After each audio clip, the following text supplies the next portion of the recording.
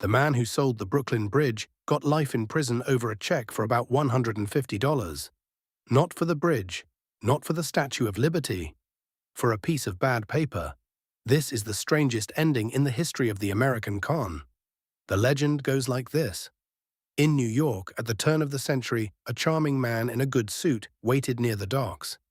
His name, he said, was George C. Parker, and he owned the Brooklyn Bridge. He chose newly arrived immigrants, people who did not yet know that a government does not sell its bridges and who would be too ashamed to be believed afterward. He showed them beautifully forged deeds, ribboned and sealed. His pitch was simple. The bridge is a toll machine. Buy it, put up your booth, and every crossing pays you.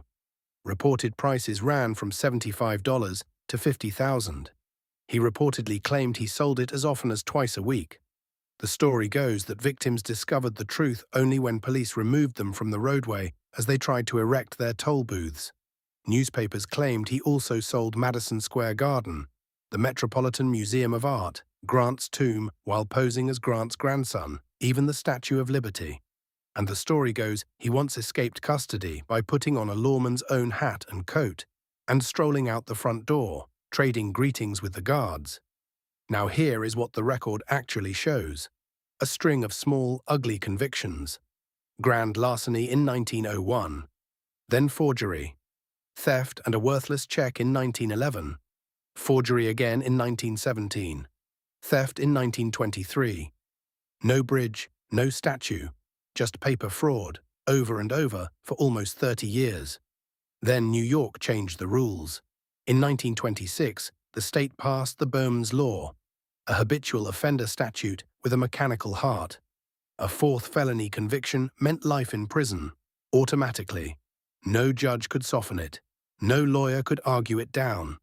The law did not listen, and that was the point.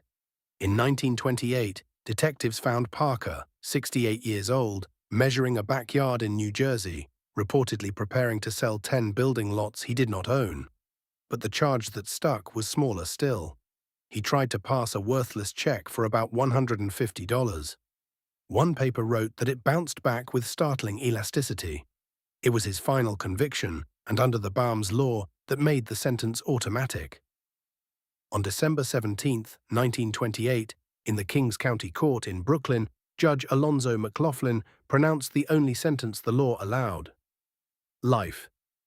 The man newspapers called the aristocrat of Crookdom was finished by the smallest fraud on his sheet. He entered Sing Sing and never left. Accounts say the guards loved him and that he held court for years, telling his stories to anyone who would listen. He died there about 8 years later and was buried in the prison cemetery. And here is the final twist. A researcher went looking for Parker in the newspapers of his supposed golden age and found nothing. Not one mention of the man, under any of his aliases, before his 1928 arrest. The bridge-selling legend enters print at that arrest and swells by his sentencing 5 months later, when papers crowned him the first man ever to sell the Brooklyn Bridge. Other con men had reportedly been selling it for years before him, which leaves one possibility that fits every fact. An old swindler, facing life for a bounced check, handed the press the greatest story it had ever heard, and spent his last years in prison polishing it. The best documented thing George Parker ever sold may have been George Parker. The bridge was never for sale. He was. This has been under oath.